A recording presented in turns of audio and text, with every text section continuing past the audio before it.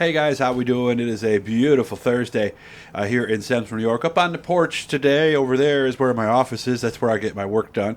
So a lot of times when it's 1, 2 in the morning and I'm still doing work, I might come out here for a couple of minutes and relax. I'm facing the west. I see some darker clouds rolling in. This was recorded. What time is it? Camille's behind the camera, like 4:30 maybe, almost 4:30, something like that. For a time. Is that right, hon? Yeah? Okay. I was promised a thunderstorm today. I'm very upset. I was ready, because anybody who knows me knows I love storms. I got a good one at Canandaigua a few years ago that rolled in, unfortunately, on the race night, but love storms. So this porch faces the west. So when a storm rolls through, this is where I come and sit here and watch and everything. Got a shoot tonight. Had one this afternoon that got canceled, unfortunately. We hope you're feeling better. I'm not going to say who it was, but he was a little under the weather today. So obviously in today's world, you do not want to take a chance on that. We've still got some stuff in the can. We got another one with Otto Sitterly and with John Nicotra. And this one with John Nicotra, I'm going to come up, man. This is funny. I mean, John's a funny guy anyway, and I think I caught him on the right day here. We got Ned Kitty, another one with Dean Reynolds, and of course Carl Schardner, one we did a few weeks ago at the Hall of Fame. Want to thank Garofalo's Importing up in Oswego. You guys know them, right on the main drag, 155, just a little bit west. Now I always get my east and west screwed up, about a mile west of the track. Go up there, old-fashioned butcher shop, and of course Troyer Fuller Racing just confirmed they are on board as well. So welcome to them. More to come. We're going to be working hard on that. And if you want to help us, because some of these issues with my health have really kind of thrown us behind. So hit the PayPal, and if you want to sponsor a night, just get a hold of me. You can either do that through the message here, through Facebook, or my email, doug@dougsdirtdiary.com. Looking for some stuff to do this weekend. I got one I'm doing on Saturday, but if you want me to come on out to their shop, I'm kind of limiting things to about under 45 minutes or so because this kidney stone is still stuck. I don't want to go into a lot of details there, but anybody who's had to go through that knows what happens. And the next step now is to get them blasted. And then they'll take the stent out like a week after that. So I'm thinking by the 15th, 20th at the latest of April, I should be good to go just in time to hopefully hit some local racing. Looking for some more folks from drag racing. It's been nice to meet everybody from Oswego, and I've still got a lot of you guys that I haven't gotten to yet. So if you race up there, or if you used to race, send me a message. Get a hold of me, and I'll make sure that I get a hold of you. Drag racing, I've been trying to do some of that because there's not a lot going on Sundays. Haven't had a lot of success there, and I'm not looking for the big stars. I'm looking for, guys that are out there having fun. So get a hold of me there, too, and I'll come on out and see you.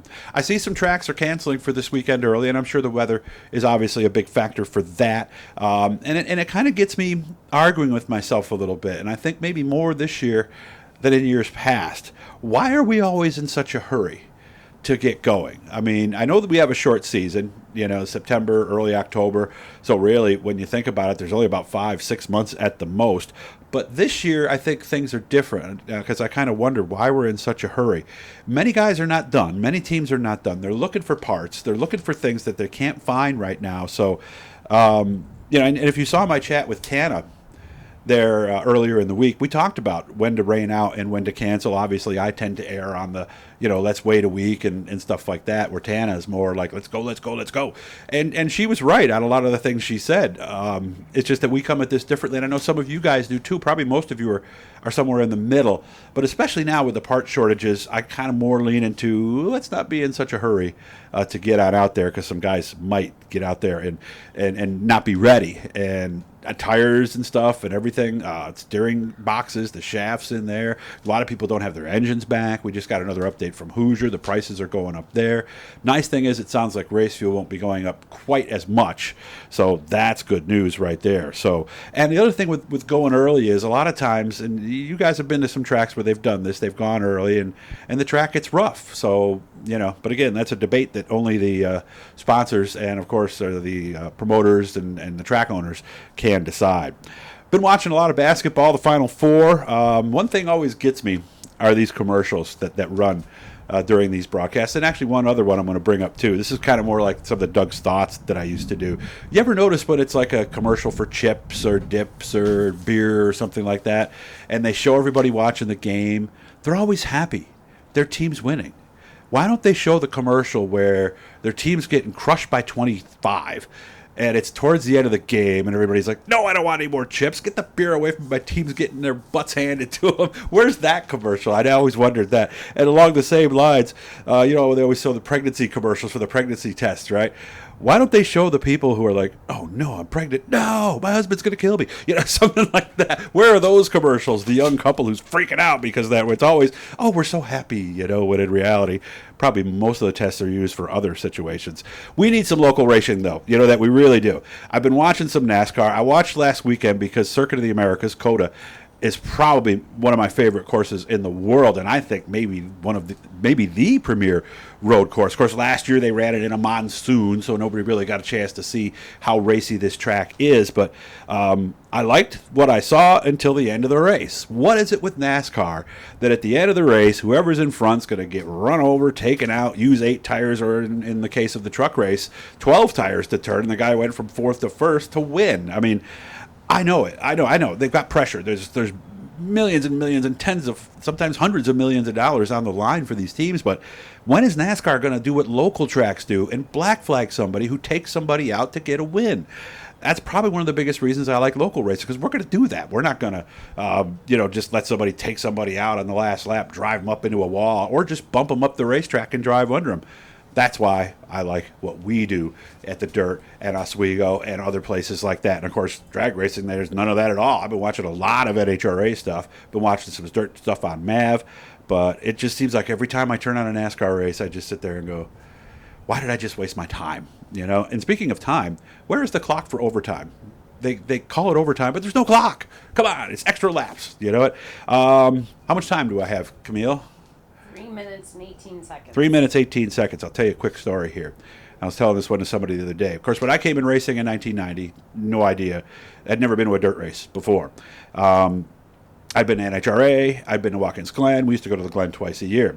But I remember the first night at Fulton, and this is a Steve Hulsizer story. I hope I haven't told you. I've told a lot of you this in person, but first night, beautiful stock car, of course, black and green, the 88, and hit the wall in the backstretch, barrel rolled a brand new car, messed it up. This is my first night. I didn't know anything about it.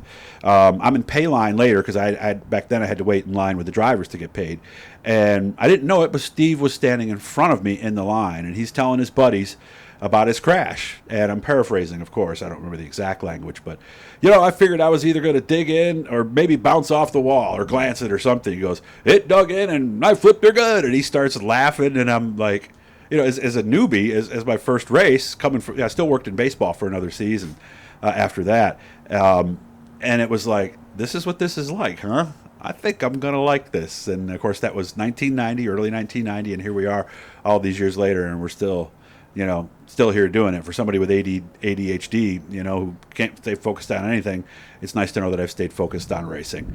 Again, hit the blue E down there in the corners, guys. We'll be back later on tonight with one from somebody you probably don't know from Oswego, a young lady that I'm going to meet for the first time, and we're looking for more things to do. So if you got any ideas, send me any messages. Teams, if you want me out there, give me a shout. Camille, how we doing on time? 1 minute, 42 seconds. Oh, I still got another minute or two here. So, again, the reason I hang out with all you guys and the reason I do this for so little money, in the world we live in today, there are a lot of people I just have no respect for. You in racing, your families, the people that work with you, the businesses that work with you, the people who work at the tracks, the people who own the tracks that have to pay taxes all year long and all those expenses and everything. And insurance has gone up tremendously. My hat is off to you. There's a reason I do this, because I have a lot of respect for all of you. And that's what keeps me coming back every year and what gets me all excited. Procedure coming up on the 8th. Hopefully, like we said, by the 15th or 20th, we'll be all right. The stand will be out, and I'll be good to go. And I can't wait to see all of you. You guys take care. Have yourself a nice night, and we'll talk to you again later on. Thank you.